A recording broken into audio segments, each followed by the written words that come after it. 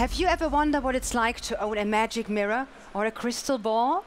Well, our next speaker may not be able to predict the future entirely, but he is pretty close.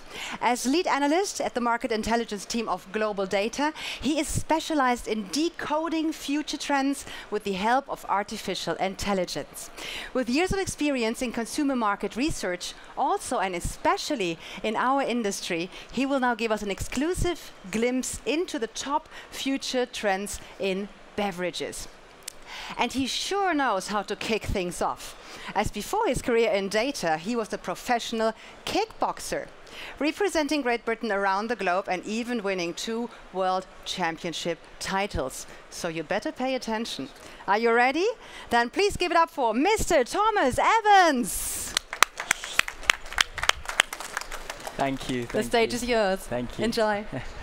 Hi, everybody. Thank you all for joining, firstly. My name is Tom. That was a great introduction. I'm no longer a champion kickboxer, but now I may be a champion for Global Data. And today I'm going to discuss the top trends in alcoholic and non-alcoholic beverages in 2025 and beyond. Okay, so at Global Data, we initially have a framework that we call trend sites. This is essentially 8 of the most influential megatrends that are impacting purchasing decisions. And we track these through our consumer survey program, and we track these over time as well. So we can see, for example, that health and wellness is the most influential megatrend and has been over the last few quarters here in 2024. On the second layer here, you have something that's called need states. Now, what this is exactly is how brands identify consumer aspirations and consumer desires in line with changing consumer attitudes and behaviors. So we have things here such as vitality, where consumers are increasingly seeking health ingredients to align to their holistic health lifestyles. You have versatility, where consumers are opting for beverages that offer multifunctional benefits, and things such as connection, customization, and exploration as well. So what we've done here is we have pulled out 4 top trends in 2025 and beyond that have been pulled from this trend site framework. So the first one has almost been merged into 2. We want to talk about advanced hydration and mental wellness. This is products fortified with elevated electrolyte levels beyond that of a typical sports drink or beyond that of a typical enhanced water, as well as beverages that are have formulations of ingredients that support mental wellness and mental health. Then moving on to blurring boundaries, what we're going to look at here is how manufacturers are blurring between categories, attracting health-conscious consumers and flavor-curious drinkers here. Thirdly, going beyond flavors is all about combining indulgence and visual appeal. And lastly, which is more geared towards alcoholic beverages, of course, is the effective marketing strategies that will help brands thrive in the low and no alcoholic beverage market. Okay, so starting with advanced hydration then. First of all, to touch on what advanced hydration is, as I mentioned a moment ago, these are products that you may be familiar with, sometimes called oral rehydration solutions in ready-to-drink or non-ready-to-drink formats. So you've got products that sit here such as Electrolyte, which are really big in Mexico, competing with the likes of Gatorade. You've got products such as Suerox in Brazil. Now, how we define advanced hydration at Global Data is it has to be positioned to be a direct competitor to sports drinks. There's a lot of blurring going on with medicinal ORS or medicinal advanced hydration products. So we don't track products or aren't starting to track products that would more align to the healthcare space. We would instead track products such as Electrolyte, such as Pedialyte Sport variants, and also powdered variants such as Liquid IV, for example, in the US. So on the top here, you can see how do you think the following ingredients impact your health. This is part of our consumer survey program at Global Data. We do surveys with 42 major markets, 4 times a year, and we have 500 respondents per market, which equates to around 84,000 survey responses. Here you can see vitamins is the most positively perceived ingredient, but just behind vitamins with 56% is electrolytes here, showing just how important they are at the moment. On the bottom part of this chart as well, you have a statistic on mental wellness, so how influential are products that contain ingredients that aid relaxation or improve mood. 30% deem this to be essential or a key driver of purchase globally. You've got 46% that's nice to have but not essential. And this is heavily being driven by millennial consumers as well. So we break this all down at a demographic level, age group level, etc. So in terms of market development, this data comes from our syndicated research data sets. We essentially collect data through primary research with our local researchers. They're based on the ground in the markets where they work and have supplied us with interviews with leading manufacturers, suppliers, distributors. We receive empirical evidence from the largest beverage companies in the world, directly incorporating this into our data sets. And we do a comprehensive industry research breakdown as well to produce these numbers. So this is just top-line figures of sports drinks and enhanced water. These are two categories that are strongly associated with advanced hydration. You can see the compound annual growth rate to the right there. We're showing the forecast figures at 6.2% for sports drinks, 5.7% for enhanced water. And enhanced water, as a more niche or newer category, is from much lower base volumes. On the bottom, what you have is our advanced hydration volume. So we don't track this as a different category. Instead, what we do is within sports drinks and within enhanced water, we would tag brands to be advanced hydration based on what we call a market definition. So what this is exactly is a secondary set of definitions, and it allows us to break our data down to a more granular or more segmented level. You see advanced hydration products are set to grow 9%, or have grown 9% between 2020 and 2025, and they're going to continue to perform very well looking forwards. Okay, so this is just some innovations in terms of advanced hydration and mental wellness. First of all, you've got Liquid Death, who are big in the sparkling water canned market space. They've actually moved into expanding into electrolyte powders now, away from their traditional portfolio. And their tagline, to murder your thirst, is directly in line with its brand positioning. And as I said a moment ago, like, it's not just ready-to-drink variants like electrolyte, but these powdered variants are really coming through. Really seeing the development of those in markets such as the US and Latin America. In the middle there, you've got a brand called Trip. They offer sort of a range of something called Mindful Blend, which is part of their products. But this includes ingredients such as ashwagandha and L-theanine. So these are sort of nootropics and adaptogen sort of ingredients to improve cognition, memory, and reduce stress as well. And then on the right-hand side, Gatorade has launched a new hydration booster electrolyte drink designed for all-day hydration. This mix is designed as a first Gatorade electrolyte powder for everyday lifestyles, not just targeting sort of sports or athletes, for example. So brands should leverage multi-benefit opportunities by creating hydration solutions that combine essential benefits like electrolyte, vitamins, adaptogens, nootropics, addressing diverse consumer goals.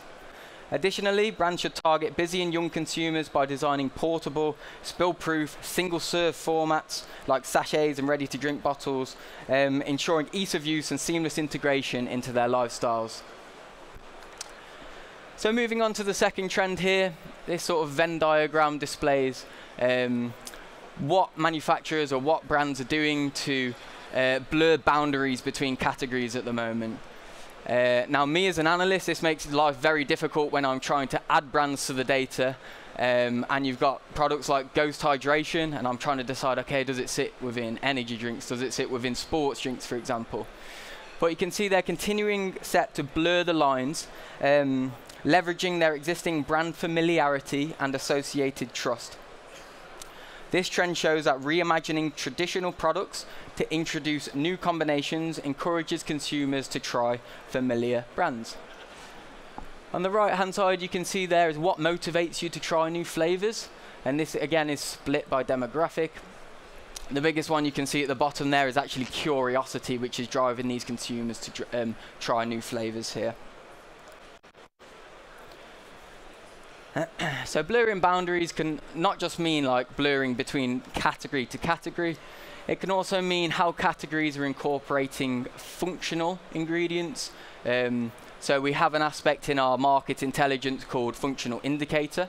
What this is exactly is products that are fortified with additional minerals, vitamins, ingredients. There, so you can see categories like enhanced water is very large here, and growing strongly. Energy drinks growing strongly as well. And at the bottom there we have something called nutraceutical. What this is exactly is ingredients or beverages that have a direct impact on like a physiological function. So for example, you'd have a gut health sodas, which brings me on to sort of Olipop. You see on the right hand side, Olipop are investing in advanced flavor technologies there. They've got a really wide range of great flavors going on, such as like vintage cola, orange cream, for example. Really paving the way in flavor innovation. What Coca-Cola have done with their Y3000 drink is they used AI and consumer insights to look at things like emotions, color, psychology of how consumers will perceive the world in the year 3000, and they developed a unique taste based on that information. And then as well, introducing familiar elements of hybrid beverages. You've got like Pepsi gingerbread, for example, targeting sort of nostalgic trends there. Okay, so in the middle, as I mentioned, brands such as gingerbread Pepsi or Oreo Coca-Cola, as you can see here, historically have been keen to protect their intellectual property and avoided associations with organizations outside of their immediate target audience. But what we're seeing now is something called like ultra experimentation is what we like to call this. So when we survey consumers, we found that 64% of global consumers claim that new experiences are essential or nice to have when deciding to purchase a product, peaking at 69% for Gen Z consumers. As a result, we're seeing products launched that have really unique flavor profiles. For example, you've got products such as Coca-Cola Starlight, which I'm sure you're all familiar with. Fanta have obviously their mystery range of flavors there. And this is working because soft drinks actually offer a low cost and low risk of experimentation. You've also got what Starbucks is doing with their iced energy beverages in the US. So that's not just blurring boundaries between 2, but 3 categories. So energy drinks, iced tea, and fruit infusions, blurring the lines there. And Ocean Spray Mulled Blackberry Pear is a limited edition holiday beverage that combines the warmth of mulled flavors with the refreshing fruity notes of blackberry and juice pear. This hybrid drink combines the nostalgia of mulled beverages, typically associated with alcoholic holiday drinks. Going beyond flavors, so this is our third consumer trend we're going to look at here. As I mentioned at the start, this trend is all about how we combine indulgence and sensory or visual appeal for consumers. So what we can see in the top from our consumer survey program again is that Gen Z and Gen Y have a higher percentage that are always influenced by unique features in beverages. Therefore, younger consumers are seeking personalized and engaging experiences in these non-alcoholic beverages here. We also see that on the bottom left-hand side, South America and the MENA regions are more influenced by how a product is tailored to their needs and personality. And we can also review in our survey program the frequency of purchases related to personalization as well. So here we have some of the leading categories in terms of this trend. So it's called relevant categories here, but what that means exactly is the type of categories where we're seeing like an increased level of innovation here. So you've got carbonates, for example. This is like total volume on a global scale, what it's set to grow by in the years 2025 to 2030.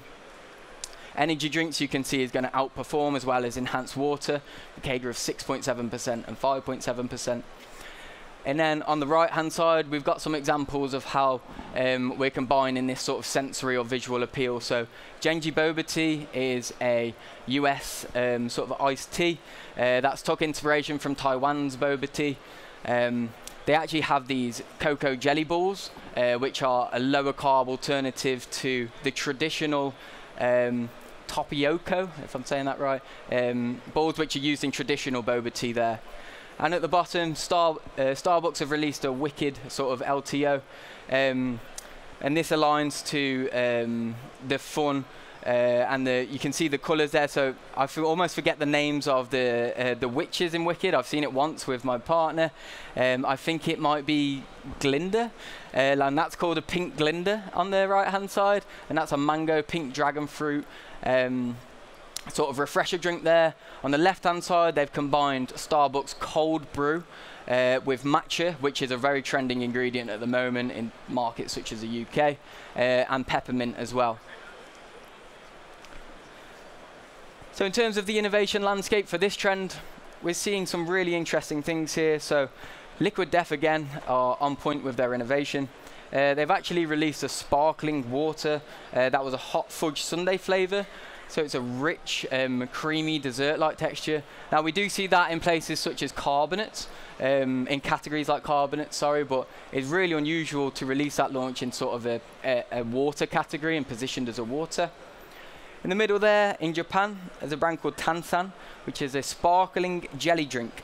Seems initially to be a regular carbonated drink, and it undergoes a transformation in the stomach, expanding into a semi-solid gel to reduce appetite, which is obviously an interesting innovation method to reduce weight loss. On the right-hand side, this is more tailored towards personalized consumer trends. So Hydrology Zodiac Water is tailored to the consumer's zodiac sign.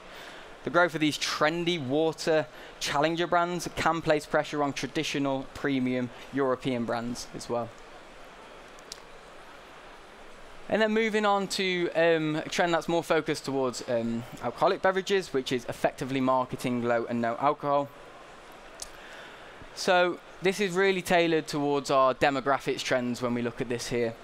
It varies significantly between demographics. So Gen Z have contributed significantly to the growth in the low no alcohol market.